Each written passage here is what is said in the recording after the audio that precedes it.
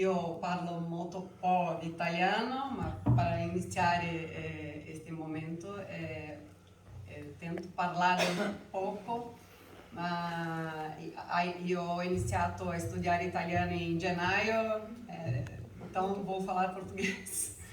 E como temos muitos brasileiros aqui, então também é mais fácil, né?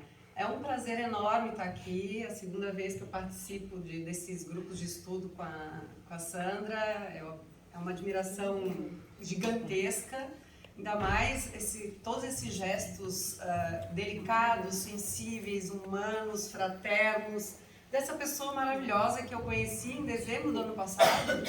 Eu já sou assim uma fã, né? E eu tenho ainda a honra de ser orientanda dela, que eu entrei no doutorado agora esse mês e eu estou assim nas nuvens, né?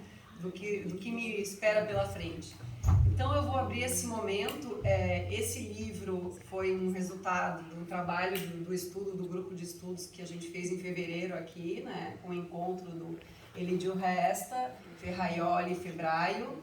Foi um estudo maravilhoso e a Sandra teve essa ideia para aproveitarmos bem o que tivemos aqui de aprendizado.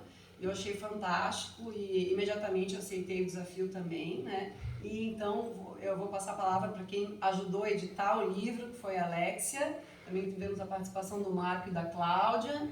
E vou passar a palavra para eles, mas já dizendo que a honra de estar aqui com vocês nesse momento, nesse estudo maravilhoso. E esse livro, então, para mim é uma grata satisfação e uma felicidade fazer parte dele. Vou passar a palavra para você, Alex. Obrigada. Bom dia para todas e todos.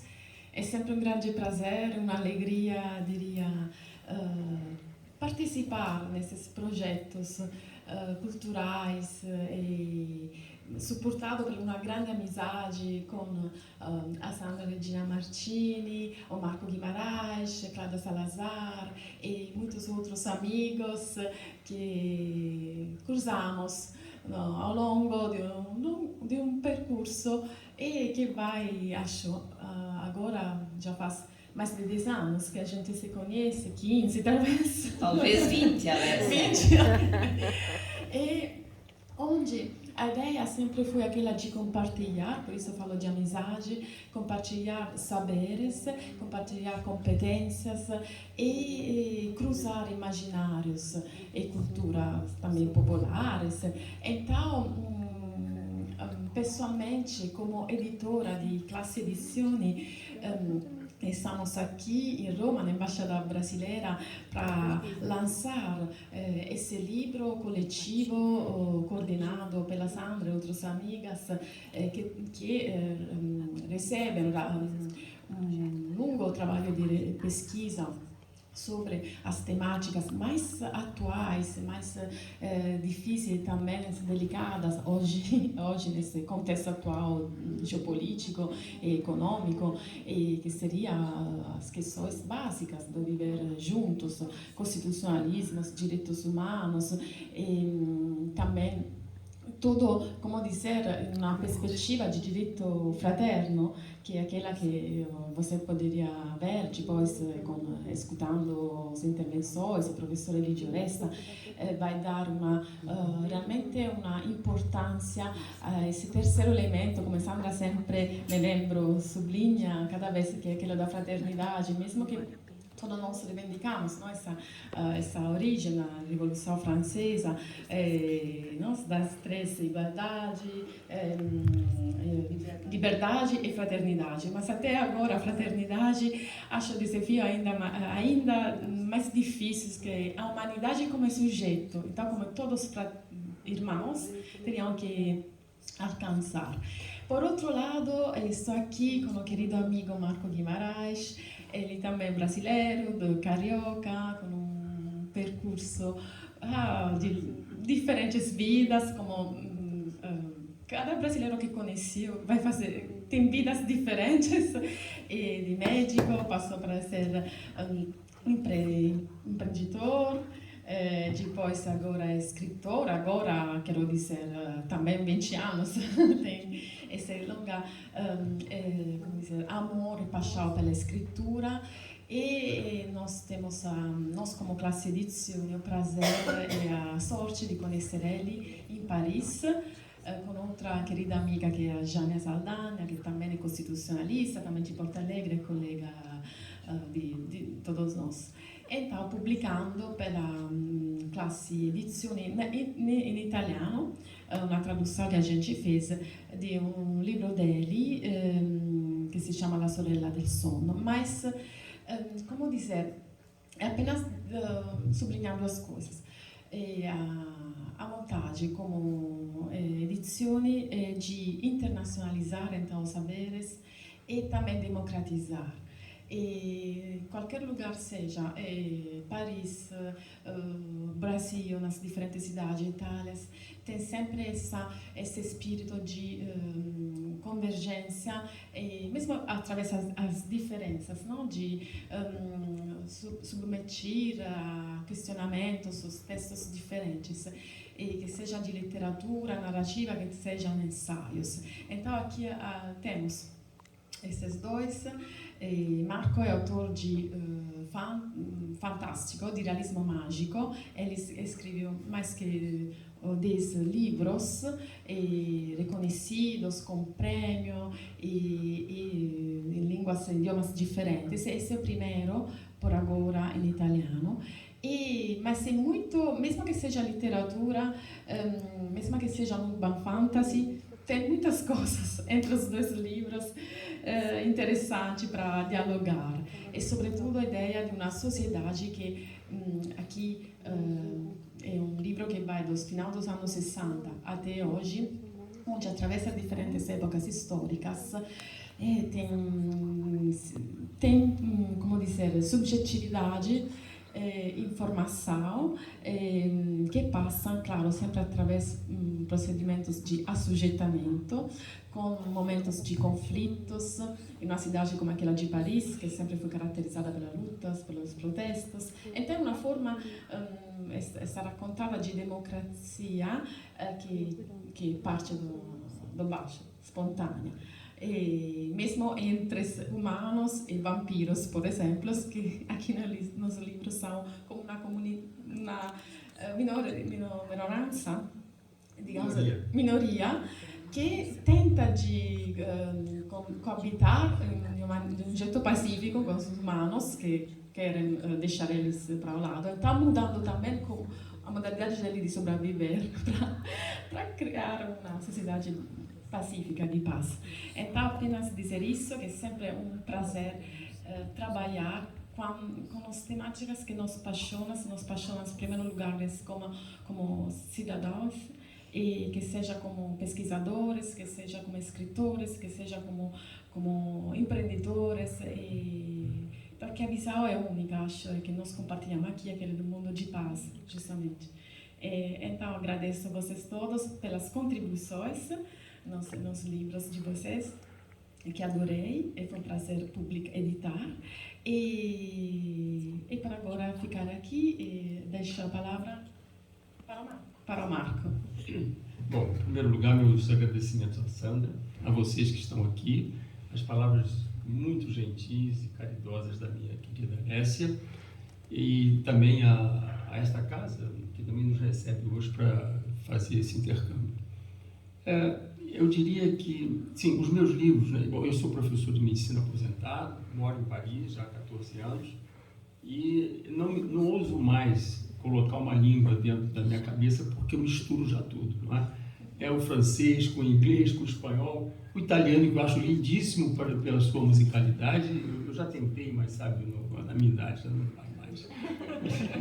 Então, bom, eu escrevo dentro do realismo fantástico, e o realismo fantástico, eu diria que seria, vamos dizer, uma aliança e uma oposição entre o real e o sobrenatural, gerando uma dúvida sobre aqueles fatos insólitos que estão acontecendo, não é?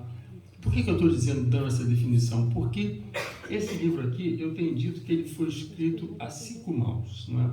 Eu seria a 5ª mão com 2 dedos só, porque, na verdade, foi uma intertextualidade que fizeram de várias obras minhas e expandindo essa intertextualidade de forma muito criativa, não é? Mas e eu digo que o realismo fantástico ele tem que estar ligado à representação do real, porque é exatamente esse desequilíbrio, a perturbação daquelas leis naturais que estão dentro do texto que caracterizam esse tipo de gênero, não é? E esse livro aqui, ele está escrito num que a gente chama do maravilhoso, não é? Onde não há dúvidas do que está acontecendo, ou seja, são os contos de fada, os castelos assombrados, as bruxas e aqui os vampiros, não é? Ainda que numa comunhão com uma comunidade dita normal. O realismo estranho seria aquele em que se encontra uma explicação para aqueles fatos insólitos. E o realismo fantástico, que seria a maior parte das minhas obras, né, em Angola, Brasil, na França, na Croácia, são livros em que existe a dúvida, né? Quer dizer, o leitor ele faz a leitura, mas ele não sabe se aquilo é real ou se não é real, não é? E esse livro, então, portanto, aqui, ele está numa outra vertente, né? Na vertente de que não há dúvida do que está acontecendo, porque, enfim, ainda que o leitor cruze a barreira do mundo em que vive, e eu acho que o romance, a ficção começa nessa hora, na hora em que a gente cruza a barreira do nosso mundo e penetra no mundo imaginário que o autor criou, não é? Vivendo então as suas aventuras, e eu digo até reescrevendo aquilo que nós escrevemos, não é? Porque uma palavra não se esgota num signo, né? Isso aí já foi o nosso querido Barthes que dizia isso, não é? E o Eco também diz que o autor não é uma fonte inesgotável de significados que preenche uma obra, não é? E é verdade. As resenhas que eu recebo dos críticos, dos comentários, muitas vezes aportam situações que não passaram, não foram de minha intencionalidade, e eu descubro na hora aquilo que o leitor envia para mim. Então, eu acho muito importante essa interação, não é? Entre o leitor e o autor, não é? Porque, para terminar, eu acho que o meu tempo deve estar acabando. Como ninguém disse nada, acho que já acabou. Então, essa interação passa pelo que eu chamo de metáfora, né? A metáfora é uma identificação, né, imaginativa, e a metaforização que nós, autores, utilizamos para escrever nossos textos é a mesma metaforização que o leitor usa para ler os textos. Então, o que eu digo que o ato de ler é um ato de escrever, não é? E até de reescrever, porque, como já disse, os leitores nos aportam coisas que são novidades para nós. Bom, eu termino por aqui. Muito obrigado pela oportunidade, obrigado a vocês pela paciência de me ouvir em português. Obrigado. Bom, esse livro que nós apresentamos hoje, eu me permiti estar na mesa agora, porque eu acho que é uma apresentação geral do livro, não? Ele reúne pessoas de vários lugares do Brasil e de fora do Brasil, especificamente da Argentina. Reúne autores sêniores, como a professora Maria Cristina Vidotti, como a professora Fernanda Barbosa. E ele reúne também a professora Patrícia, a professora Cláudia, não? Que somos pessoas mais de uma caminhada maior, não? Aliás, essa semana, dia 19, temos que programar uma festa, porque é aniversário da Cláudia Zalazar, que sempre passa com a família e esse ano vai passar conosco. Eu estou super feliz, ela é uma pessoa muito importante na minha vida. Foi ela que me fez conhecer o meu atual marido e espero que meu marido para sempre. A quem eu homenageio muito, porque me deu muita força para fazer o que eu estou fazendo, né? Não foi diferente com o meu primeiro marido, que sempre me permitiu, né, Rainar, tu que eu conheceste, avançar e ir adiante. Então, acho que eu sou uma mulher de sorte. Mas esse livro, ele traz doutorandas, ele traz até psicólogo, até gente de outra área também, né? Mas eu acho que ele representa muito a possibilidade de construirmos uma nova perspectiva, né? né? Eu acho que esse livro tem coisas muito peculiares que, se lidas com muita atenção, nós vamos ver quantos laços de afeto temos, né? Nós temos artigos escritos por orientadora e orientanda, livros escritos por marido e por mulher, livro escrito por namorado e namorada. E eu acho que um símbolo de tudo é um livro escrito, um artigo escrito por uma mãe e por uma filha. Né? Eu acho que são coisas muito particulares. Acho que, por exemplo, o artigo que o Reimar escreveu com uma pessoa que recém tinha sido demitida do seu emprego, e o Reimar a acolheu e conseguiram escrever. Acho que Patrícia e Cláudia, do mesmo modo. Acho que cada nosso artigo neste livro, ele tem algo de especial. O mais especial de tudo foi o apoio da Clarice e da Mariana, que me ajudaram a organizar todo o primeiro evento que nós fizemos em fevereiro, e que, por questões econômicas ou por questões de trabalho, não conseguiram estar aqui conosco. Mas eu dedico, assim, esse dia muito a elas, que fizeram um grande esforço de estar aqui. E muito feliz de ver... Eu não li o livro ainda, né? A Sorella del Sonho. Eu penso... A Irmã do Sonho, né? Seria essa a tradução. A Irmã do Sonho. A Irmã Adormecida, talvez. A Sorella del Sono. Do sono. A Irmã Adormecida. Nossa, a Irmã Adormecida. É a fraternidade adormecida. Que o que a gente quer é acordar a fraternidade e mostrar a possibilidade. Hoje, seguramente, o Elídio Resta, não sei porque eu fiquei pensando em sonho, mas não, é a Irmã Adormecida, que é a fraternidade, é isso, né? Ela está lá adormecida, mas eu acho que o que a Lécia faz conosco, de produzir o livro, de vir aqui, de apresentar o livro, de dizer, olha, a gente ainda precisa revisar o livro, é uma atitude fraterna. Não, eu estou buscando muito estudar as comunicações fraternas, e elas existem, né? Eu acho que esta é uma ideia, né? E agradecer muito as minhas duas doutorandas, né? Que é a Michelle e a Claudine, por estarem aqui. A Cláudia Salazar faz o pós-doutorado comigo, mas ela é mais uma amiga do que... né? Não é que deve aprender nada comigo, tem as mesmas condições. E a Silvia também, que saiu. Então, eu agradeço muito. E aí passamos para a Cláudia, fazendo isso. Cláudia. E dizer também que eu estou super feliz de uma coisa que eu não tinha notado no livro, que eu publiquei aqui com a Lécia, que tem uma coisa que me agrada muito. Sandra Regina Martini, Progresso 1962. Acho que a nossa identidade está lá. Muito obrigada. Bom dia a todos. Me tienen que disculpar porque estoy... ¿No quieres hablar, Claudia? No. Saben que soy desembargadora. El artículo está en función de lo que hace el juez ante las democracias y ante la democracia decadente que tenemos, sobre todo en Latinoamérica, ¿no? Y que esto ha provocado que la división de poderes, ¿no? De los tres poderes, justamente el juez, ante la falencia que tienen los otros poderes y como la gente quiere judicializar absolutamente todo, el juez termina quebrando la división de poderes y dictando sentencias que llamamos estructurales, en las cuales diseña políticas públicas, exhorta a la legislatura para que saque leyes.